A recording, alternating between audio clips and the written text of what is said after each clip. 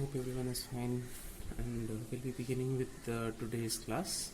As of now, yesterday we have completed yesterday's introductory video. We have seen that the image formation by concave mirror. So after finding the six cases in the image formation of concave mirror, today we'll be going through what are the uses of concave mirror. As you can see on the board, it has been clearly written. Few basic uses. One is torch, searchlights, vehicle headlights, shaving mirrors, dentists. I'm sure you all have seen the torches which is in your house. Why does it go through a longer distance? Mainly because of the concave mirror.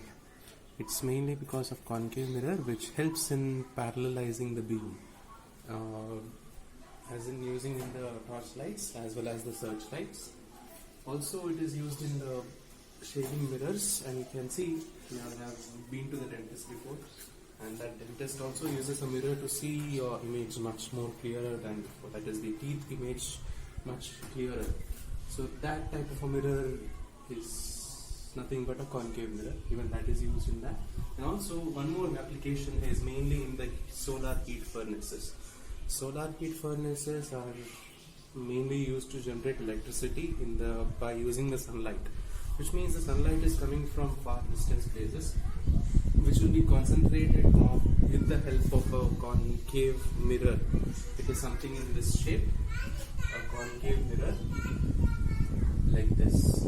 This concave mirror, when the sunlight falls on this, every sunlight will be made to point onto a certain point, and then a concentrated sunlight is obtained, and that is heat is obtained, and using that heat the water is converted into steam, and then the steam is used in generation of electricity.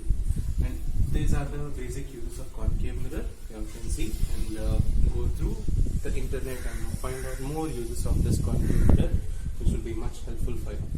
The next topic which you need to learn or to understand is about the uses of convex mirror. We'll study about it. Yes, our next topic, which is going to be the image formation by convex mirror.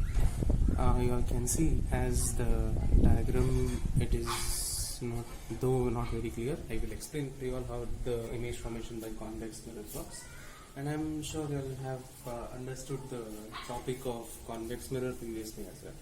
So in convex mirror, you all can see this is a convex mirror which is having a polished surface on this side and the rough surface on this side. These dashes or the shading part, whatever I've done now, that is nothing but the rough surface. Okay, so the polished surface, that is the reflecting surface, is this side, which means the image or object is kept this side, and the light ray will travel like this. And you already know that the convex mirror is a mirror which will diverge. Convex mirror is the mirror which will diverge the light rays falling on them. So now let us assume an object or an image. Somebody is standing much far away from the lens, far away from that of the mirror, not lens, sorry. So this person is standing at infinity. You know that the light rays traveling from the infinity, that is very far distance, is always considered to be traveling parallel light rays. So these parallel light rays will fall on the reflecting surface of the mirror, and it will diverge it the other side. Okay, now the question is where the image is formed. The actually image will not be formed on this side at all. So which means the image, which is an imaginary image, I can tell, because actually image is not forming on this side, which means the image cannot be caught on the screen at all. So imaginary image or a virtual image is going to form on behind the mirror, which means these light rays which are diverging, let us assume they are meeting in the opposite direction and they meet up at focus point. Okay, so I can see that the light rays are converging in the other direction of the mirror. So you can see the light rays are coming and meeting at one point called as the focus point. So you can see that the position of the object is at infinity here. Then the position of the image is formed at the focus, which is behind the mirror. Is it here? Then the size of the image is highly diminished, which is very small or point sized.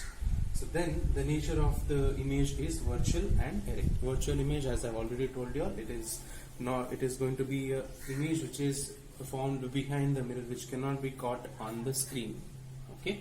The similar way, another thing I can tell you all about, if the object is coming much more further than that of the infinity and is coming beyond the center of curvature, somewhere closer to that of center of curvature, then much inside than the infinity. So then over here the light ray will travel in such a way that it is appeared to be coming from the center of curvature. Okay, and you know the light ray traveling from the center of curvature will retrace its path, which means when the light ray falls on this particular point, which is appeared to come from the center of curvature, this light ray will trace its path backwards the same direction, that is the same straight line.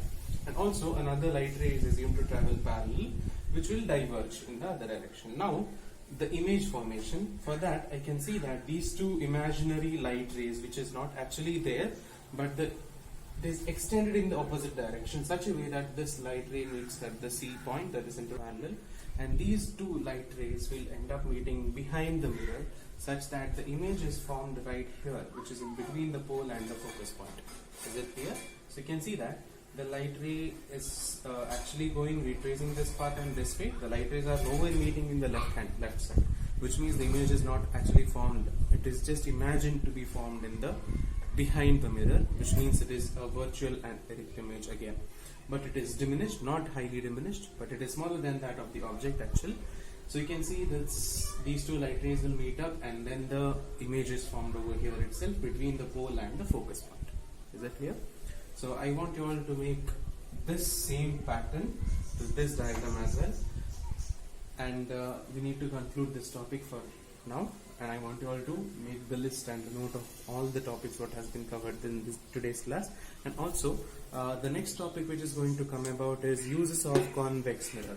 Okay, so the uses of convex mirror, it is already there in your textbook.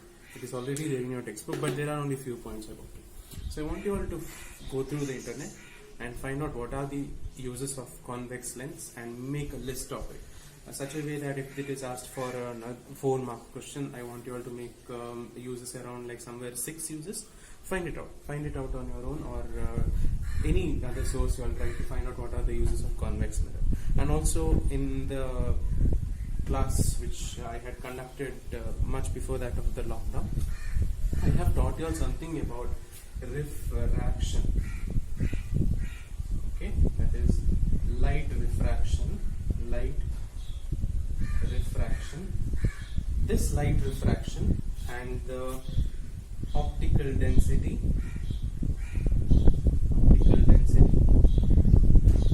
The light refraction is nothing but when a light ray is traveling from one medium to another medium, the light will undergo bending, which I have already taught you all in the case of like a lake, throwing stone into a lake. If you are trying to aim at a certain point, you will not be able to aim it. That is mainly because the rock is traveling from the air medium to the water medium and it undergoes bending. The same way happens in the optical density as well. Whenever light ray is traveling from air medium to water medium, it undergoes bending, and that is called as refraction of light, which I've already taught you all in a basic sense. And the next topic after the uses of convex mirror is going to be light refraction. This light refraction, in that you'll be studying about the optical density word. I want you all to make a list of that as well and send me the notes, handwritten notes, so that I can clear the doubts in the next class. So the next video will be based on the light refraction, the optical density, the refractive index, and all the details about the next which are going to come. So I want you all to be prepared with this topic and make a note of all these topics, and this one also should be made out in a note so that I can understand that you all have gone through this topic as well. Okay, thank you very much. See you all.